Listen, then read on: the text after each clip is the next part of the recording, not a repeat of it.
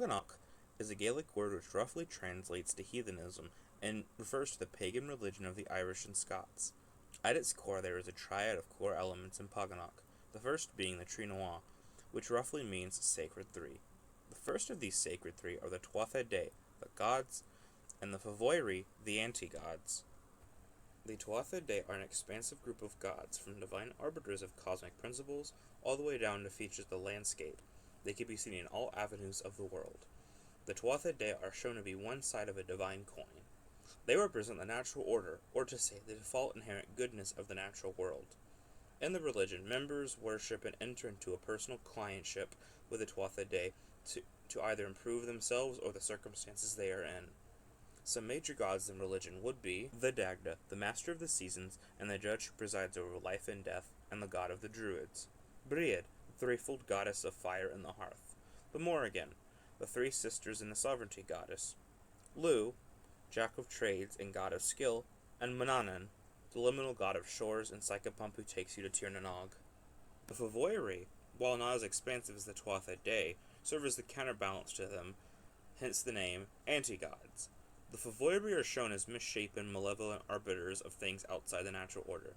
They cause things like strife and pain, embody things like natural disasters, moral failure, disease, even crop failure, corruption, etc. They stand as the opposite of the Tuatha Dé and are of infernal nature, as opposed to the celestial connotation of the Tuatha Dé. There's also a duality between the gods and anti-gods, similar to the duality in Zoroastrianism of Ahura Mazda and Ahriman, or the duality between the Devas and Asheras in Hinduism.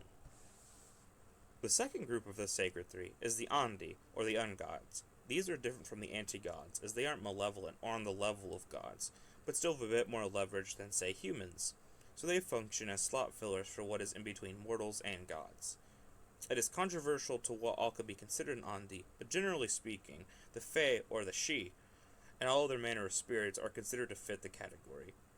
The Andi represent another important aspect of Págánacht, animism, as the religion holds the understanding that everything contains a spirit, from the rock to a tree to man.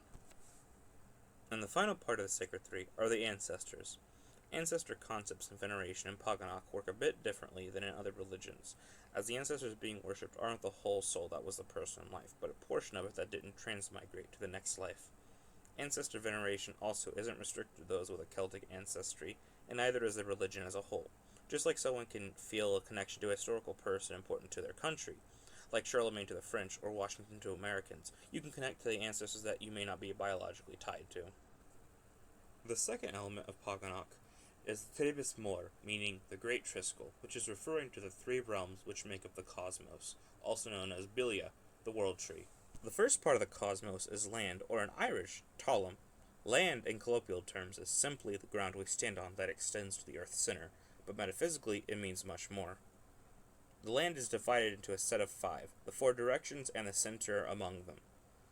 And the symbolism of each is as follows: knowledge to the west, battle to the north, prosperity in the east, music to the south, and kingship in the center. It spiritually represents sovereignty and is a part of the sovereignty goddess. It is important for legitimate rule of kings and the general rule of property owners. The second part of the cosmos is sea, or in Irish, Muir. The sea as we recognize it today would be all the water made up by the world's oceans and seas, but metaphysically it represents the change and the avenue for which events happen, spiritually or physically.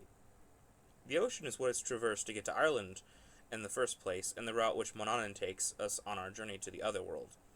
As a route, it makes the ocean a force of ultimate justice and liminality.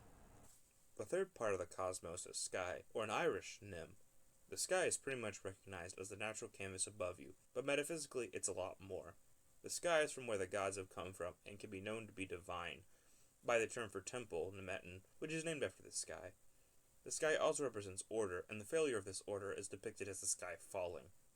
It is also the place of omens, as birds carry messages to and from the gods.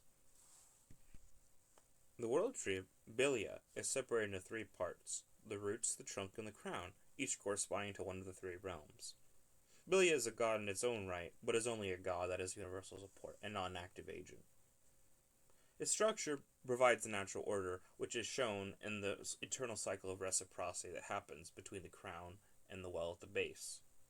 The hazelnuts fall into the well, the salmon eats them, then feeds the roots with its excrement. And from this, we get our ethics and other things, which come into the third element of Págánacht, Dishneth.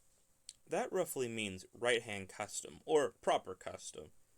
It is called right-hand in reference to the proper way rituals are done, which is always to the right. The first part of proper custom are the ethics, which ends up connecting with the reciprocity between the well and the tree, as a divine and natural moral basis from which the rest of ethics lie. Brehon law is where ethics and the moral rulings come from, but overall, the rulings for a moral life can be summed up with 6 general values: acting with honor, loyalty, hospitality, honesty, justice, and courage. There are terms for good and bad actions: Waya, meaning proper or lucky action, and Gish, meaning taboo or wrong action. The second part of proper custom is ritual, and doing that correctly is the strictest feature of the religion, as it is orthopraxic rather than orthodoxic. The rituals consist of daily prayers, rituals every week or few weeks, life passages, specialized rituals, and the seasonal celebrations, which the most important are the quarter days: Samhain, Imbolc, Bealtaine, and Lughnasadh. The third part of proper custom is a summum bonum, which is a philosophical term simply meaning the greatest good, or ultimate I. It is simply the whole goal of the religion, which would be to enter Tirnanog, a paradise island that lies just out of the reach of our mortal realm. To understand the afterlife, think of the mortal realm as the mainland, contrasted with the paradise island Tirnanog. On the mainland, all the work you do is a stepping stone to the afterlife, and how you will experience it. Your relationships will determine where you go and which god's brug you live in.